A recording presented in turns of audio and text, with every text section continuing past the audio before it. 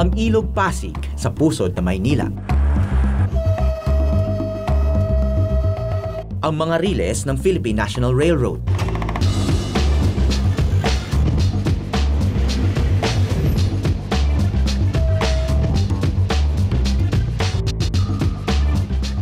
Sa isang lugar lang nagtatagpo ang dalawa, dito sa Pandacan, Manila. Araw-araw ilang beses tumatawid ng Pasig ang tren.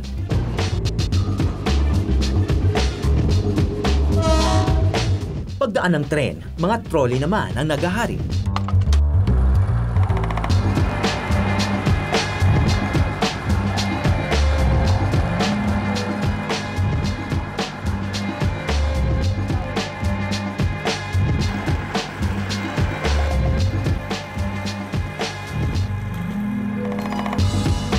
Shortcut ito mula Pandacan papuntang Santa Mesa at Quezon City. Mas mura na ang pamasahe kaysa sa jeep, wala pang usok. Maging alerto lang sa pagdating ng tren.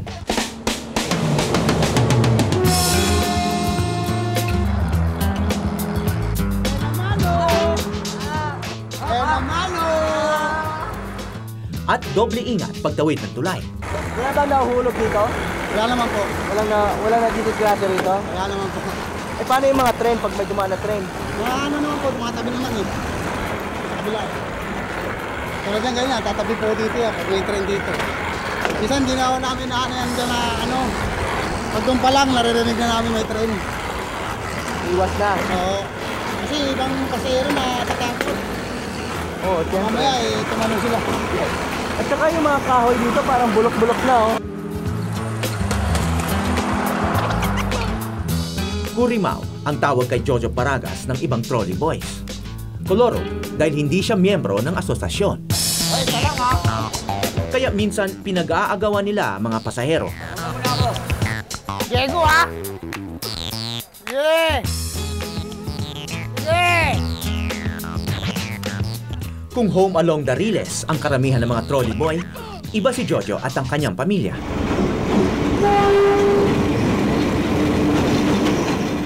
Sa ilalim mismo ng riles nakatira si Jojo, ang kanyang may bahay na si Marisa at ang tatlo nilang anak.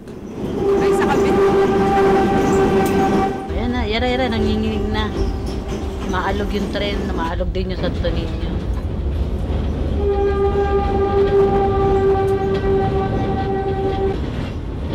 Yung una, ang hirap talaga dahil dyan ang tren, biglang magugurak. Kasi minsan pagka dumadating yung yung express, yung papuntang Bicol, yun, mabilis yun ang tulin nun eh. Biglang tayuan yung mga anak ko. Iyakan, mama, lumilindol. Ano lumilindol? Hindi. Yung train yun. Huwag ka na maingin, matulog ka na lang. Ito magatagal, nasanay na rin sila. Pag kami, ang sarap nga ng tulog nila.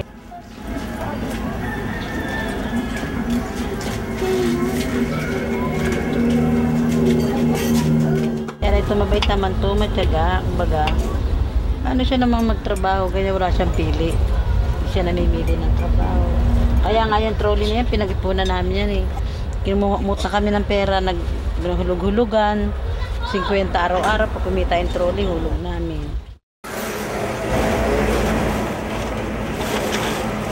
Iilang pamilya lang ang may ganitong tahanan. Galing din noon sina Jojo at Marisa sa tabi ng ilog. Sabi ko, ano ba to? Saan mo kaya tayo? Tapos may nagbiro sa akin, sabi, alam ko na, doon kayo sa may, sa ilalim ng riles. Sabi, paano kami titira doon? Tapos pinasilip po sa mister ko. Sabi ko, pumunta ka nga doon, tignan mo nga kung paano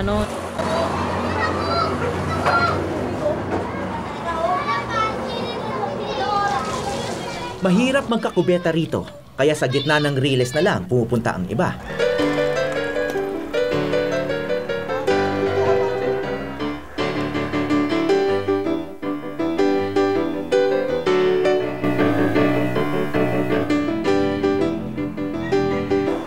Pero sila Jojo at Marisa may paliguan.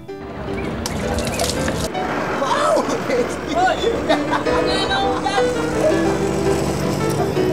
At linya ng kuryente.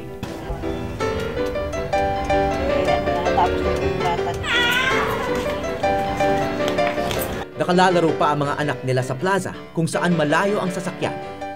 Dahil sa magandang samahan ng komunidad, halos wala raw krimen dito.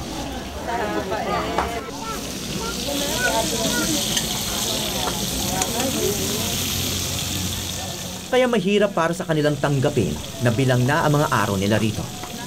Saan ho yung demolition dito? Dito mag-umpisa. Dito mag-uumpisa? Dito mag-umpisa. Sa linyada na yan, 50 meters. Yung guhit na yan, ginuhit ng NHA at ng PNR. Nag-join silang dalawa yun.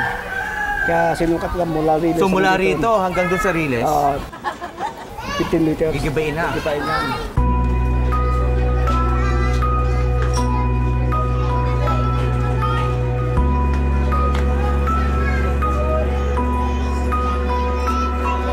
Pirmado na ng gobyerno ang proyekto ng PNR o Philippine National Railroad. Gagawin na raw moderno ang kinakalawang na riles at tren.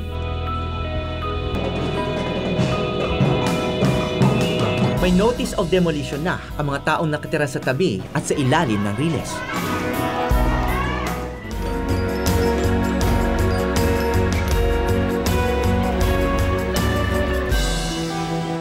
Walang makapagsabi kung kailan gagawin ang demolisyon. Madalas daw biglaan itong nangyayari. Pero malamang, aantayin munang matapos ang taunang piyesta.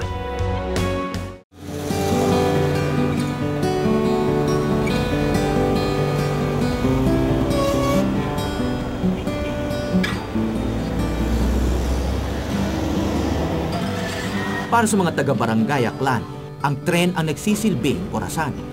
Mula alas 7 ng umaga hanggang alas 7 ng gabi, may 16 na tren ang dumadaan dito bawat araw.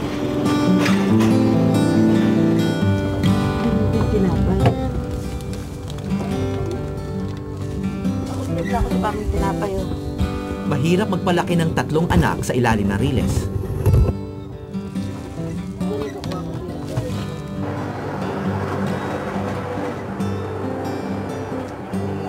Pero magaan na raw ang buhay nila Jojo at Marisa kumpara kay Luz Camarce, na nakatira naman sa ilalim ng kanilang bahay. Pero ano lang po, magdiwalay po kami. 6 na po yung anak ko. Maliliit pa po yung mga anak ko. Ako na lang po bubuhay. Nagtrabaho po ako mag-isa. Kinuha niyo yung mga anak niyo? O sa kanya? Sa akin po.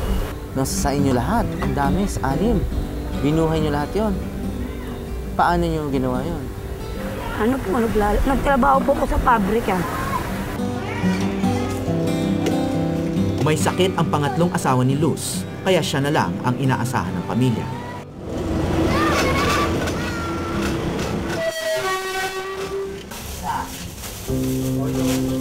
Sa umaga, naghahakot si Luz ng basura para sa mga kapitbahay.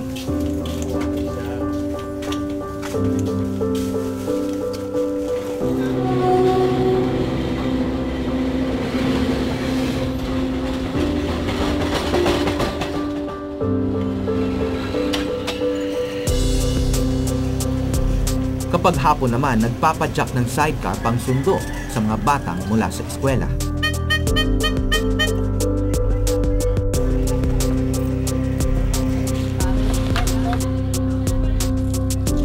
Minsan wala pang 100 ang kita ni Luz maghapon.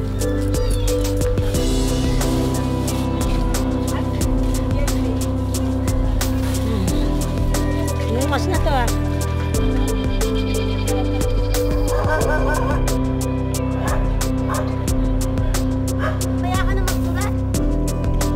Sa edad na 42, 17 na ang anak niya. 8 pa rito ang alaga at pinapakain niya. At buntis na naman siya ngayon. Hindi nga po ako minsan makatulog. Kasi naisip ko pag lumaki po yung tiyan ko, hindi na ako makakasidecar. Ako lang po inaasahan ng mga anak ko.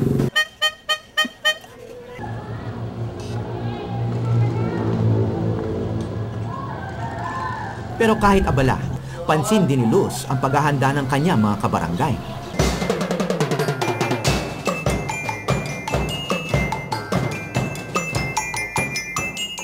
Bisperas na ng piyesta ni Santo Niño.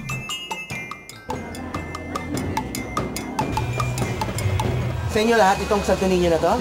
Sa mga kapitbahay namin sa mga Santo Niño to, kanya-kanyang dala sila dito para ako na nga ng mahanap pong Santo Niño kapiesta sa linggo. Mga Aklano ng karamihan sa mga taga rito. Tradisyon na para sa kanila ang taunang ati-atihan. Ang pista ay okasyon para isantabi ang mga problema. Magkaisa ang lahat, aklanon man o hindi.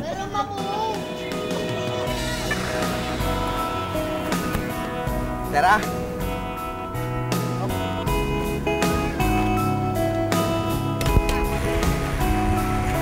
Para sa tulad nila Jojo na namamanata, laman ng bawat dasal ang banta ng demolisyon.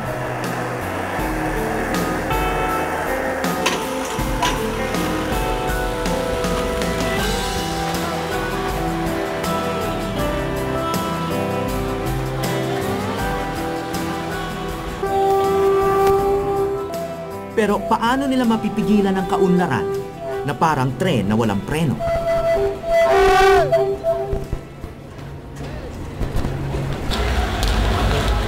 Kasama, maganda po na.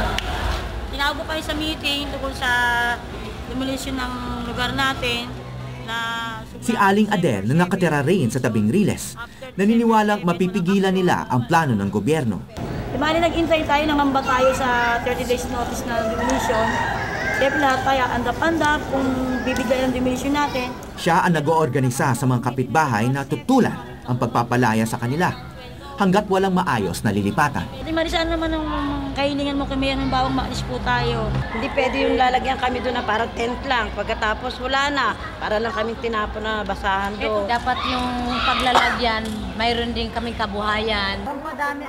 Nagpapirma siya ng petisyon na iaharap kay Manila Mayor Lito Atienza.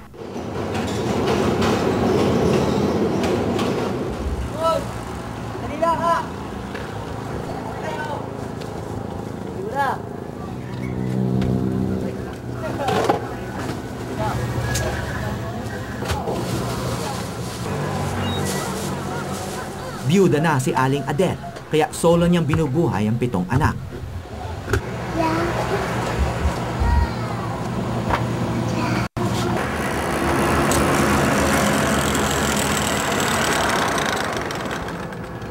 Thank you, Jojo. Aling Adel, kumusta kayo? Hindi po, Ano ginagawa niyo ngayon? tutog po ng hotdog. Kasi naubos na po yung paninda kanina eh. Nabili ko kaya hotdog na lang po ang bali titinda ko. Pero kahit ganito po, mauubos din po ito. Kahit may mabigat na pasanin, hindi raw siya pababayaan ni Santo Niño. So magkakapiesta rito, sumasali rin kayo doon? Ay opo, panata po namin yung taon-taon. Lalo na po ako kasi ang laki po ng paniniwala ko sa Santo Niño kasi bawat panata ko po, gaya nung iniwan ako ng asawa ko maliliit pa, isang gulpa ako, yung panganay ko kay Jihaspa, na hiniling ko po sa kanya, gabayan niya ako, tulungan niya ako. Bali po, kapag patapos din ako ng isang anak na hanggang ngayon, bali, teacher na po siya. Hindi pa pong anak ko, sa college na po. Awa rin po ng Diyos, bigyan din po ko ni Mahal na Santo Niño na anak na matatalino. Tumitigil ang usapan pag dumadaan ng tren. Isang paalala kung bakit sila nandito at bakit sila paaalisin.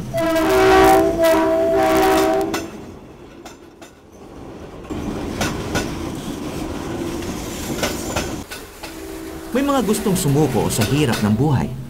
Pero may ilan ding pinipili na kalabanin ito. Ang anak ko, pinagsabihan din nila ako eh. Mama, alam mo ba yung pinasukan mo? Sabi ko, oo, alam ko. Karapatan natin ang nakipaglaban. Tayong may hirap, may karapatan na idaing natin ang dapat natin idaing.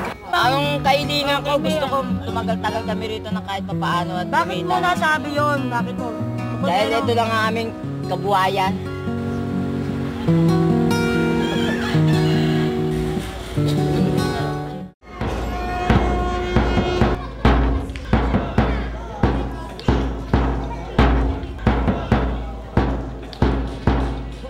Pagkatapos ng ilang araw ng pagbubusisi, natapos din ang arko ng Santo Niño. Handa na itong ipalusong sa dagat ng mga namimiesta.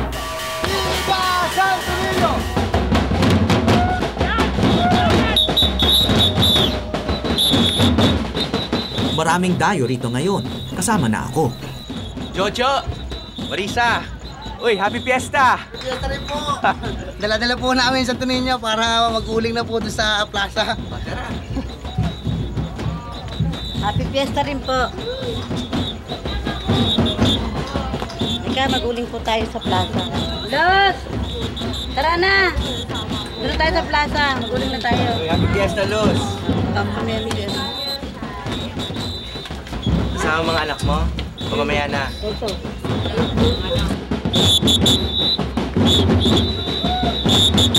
Parang hindi uling ang nilalagay. Putik yata yun. Ang lamig. Enero ang buwan ng pista ni Santo Niño. Pero mga aklanon lang ang nagdiriwang nito sa pamamagitan ng ati-atihan. Apel ko, ako namumuno rin sa mga nag-uuli, mga nag-ati-atihan. Lahat sila inuulingan ko, walang pwedeng hindi. Kasi tradisyon namin yan eh. Kabite ka ba? Oo. Kabite. Maganda lalaki. Happy Fiesta! Mahigit 30 taon nang may ati-atihan sa Barangay Aklan sa Pandakan. Tribo-tribo ang tawag sa mga grupo na sumasali sa prosesyon. Pero kahit nag-iisa ka, pasok ka pa rin sa parada. Lolo, Happy Fiesta!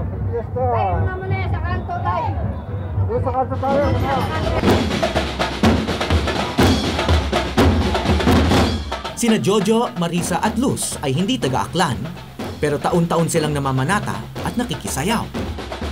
Ang kulang lang sa grupong sinasamahan namin dito ay si Aling Adel. Namatayan daw siya ng kamag-anak at nakipaglamay sa Bulacan.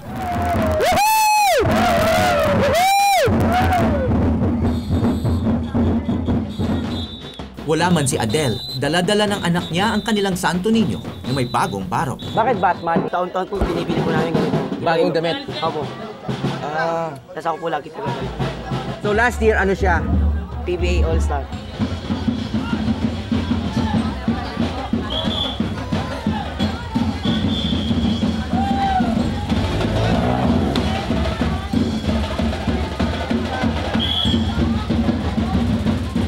Sa hinabahaba man ng prosesyon,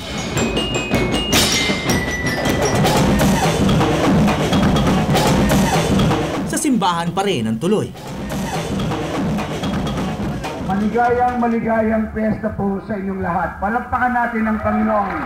Thank you, Jesus. Hallelujah! Hallelujah!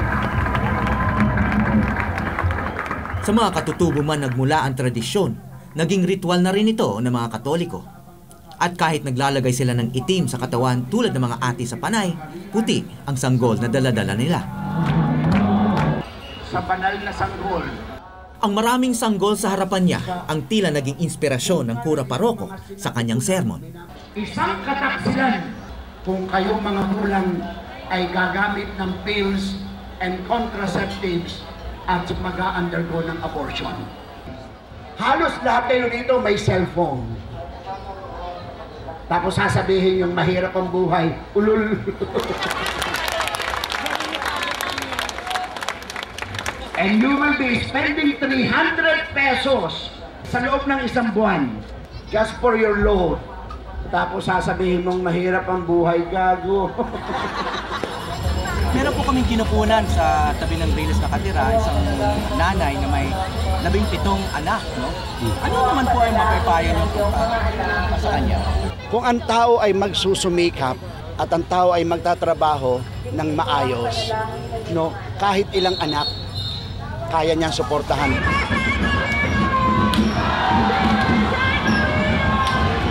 Pagkatapos ng misa, sabay-sabay sila nagpabasbas ng mga Santo Niño.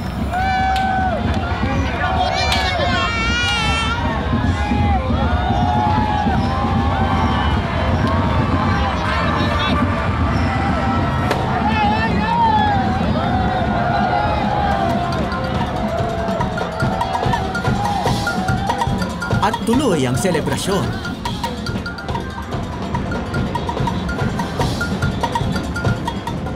Prosesyon ulit sa pag-uwi.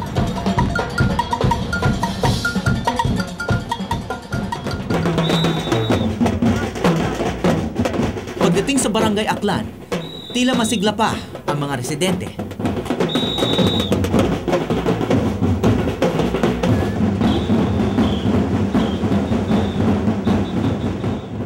Dumating na si Aling Adel mula sa Lamay.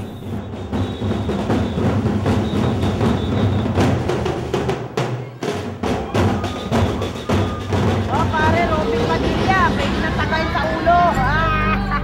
Kanya-kanya nang salo-salo ang mga taga-ilalim ng Riles. Bumisita ang mga dating kapitbahay na pinaalis dito noong nakaraang taon nang gawin ang parking ito.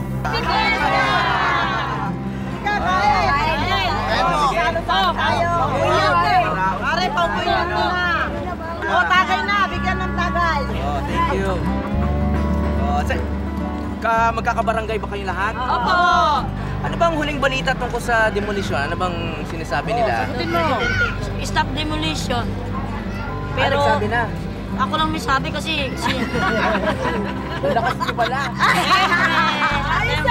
Ano ba dito maapektuhan ng demolition? Ano sila ko? Lahat kayo? 15 meter. 15 meter. Pagkamanin lang, hinihiling lang namin. Kasi tagang project yan. Tanggalin kami, bigyan kami ng maayos na lugar at yung konting hanap buhay. Basta yun lang hinihiling lang namin. Kasi kung pumunta kami doon, para kaming iniwan lang na parang pusa na tinapon doon. Sa Cavite, gutom pa roon. Iba doon, magnanakaw. May piyesta man o wala, walang pagod si Aling Adele sa pagsulong ng kanilang kaso. Ngayon, kaming mga taga-media ang kinakampanya niya. Sa mga susunod na araw naman, ang mayor na mismo ng Maynila.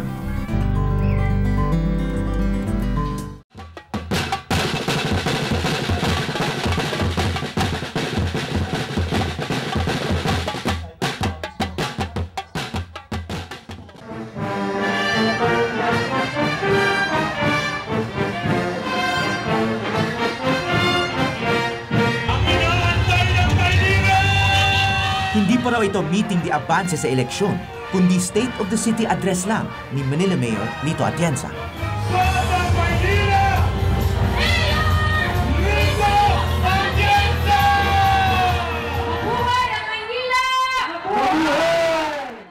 Sa kabila ng batikos ng marami, sa kabila ng pagtutol ng lahat, ginawa ng inyong lingkod ang tama. Binago natin ang Plaza Miranda dahil yun ay kailangan natin gawin. Ngayon, lalawan na kaayusan. Dito nagbakasakali ang 4 na tiga-ilalim ng Riles na ilapit ang kanilang petisyon kay Mayor.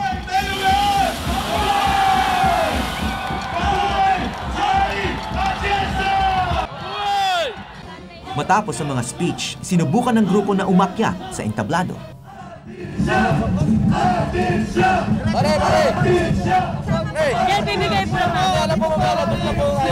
Yung muna po kayo, huwag niyong arangan yung daanan po kasi nakakit. Hindi pwede ka lang tayo tayo. Hindi nagpapigil si Aling Adele. Mayor. Ayaw. Sige po, sabihin niyo.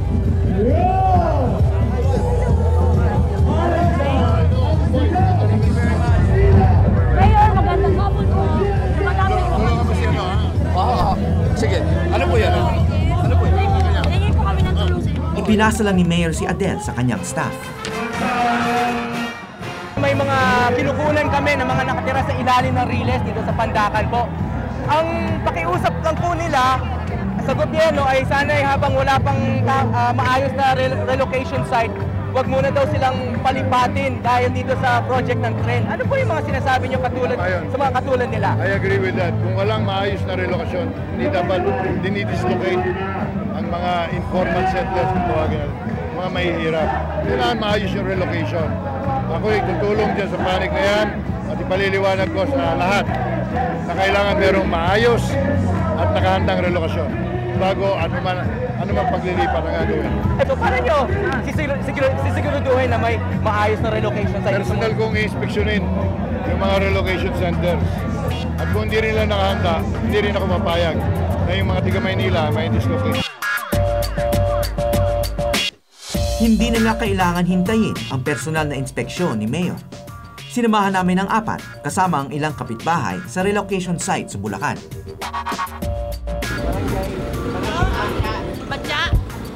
Batya dito. Oo. Pagkatapos na dito, kakanan kayo. Dire-diretso na po yun.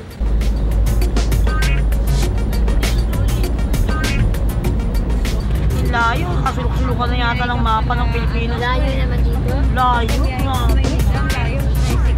Layo naman.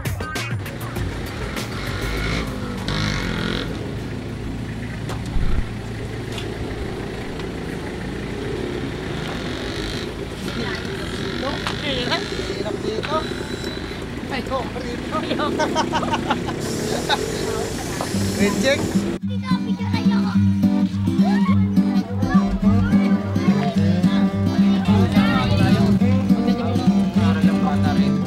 Dapat bago mag-eleksyon, yari na yung pangako nila. Galing sa iba't ibang lugar ang mga nagsilipat dito. Halos lahat pinaalis para sa mga proyekto ng gobyerno. Malaki siya. Malaki siya kaya lang malayo. Hindi ka tulad doon sa tinitira namin na ilalong tulay. Makatayo ka na dyan, di ba? Pwede pag gumawa ng mesa ng kataas pala eh. Oh, yun o. Alam mo, mas magandang tatanungin ko, dito sa Bukawi na nalipatan yung isa dati pong sa tabi na Riles. Mas maganda sana doon, kaso hindi na natin pag-aari. Wala tayong... Sa Riles sila Bukawi. Wala tayong karapatan kasi malapit doon sa lahat ng bagay. Naiilaw na po kayo rito. Wala pa. Tubig po, paano po ang takbo ng tubig ninyo? Wala. Yung tatagal dito, di na lang ako sa Riles. Talagang pangit eh. Sa akin naman, kaysa taga kami sa release, okay na dito kaysa sa wala. Basta meron lang. Basta meron lang matutulugan, maayos na matutulugan. Tsaka konting kabuhayan na pwedeng katulad ganyan, karindere, tindahan. Pwede na rin. Ako, yoko. Ano ko sa Riles? Marami. Anak, ayoko dito. Hindi ako pwede dito. Sige, doon ka sa gilid ng ilog. Sa tabing ilog na lang ako. Kasi mga anak mo, nakita mo nakamutang na sama. Kasi naman dito lumutang, walang tubig. Dismayado ang grupo pagkagaling sa Bulacan.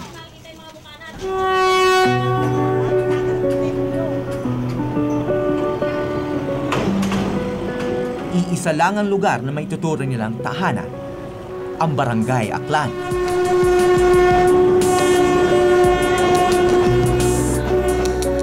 Dito, walang katiyakan ang kanilang kinabukasan.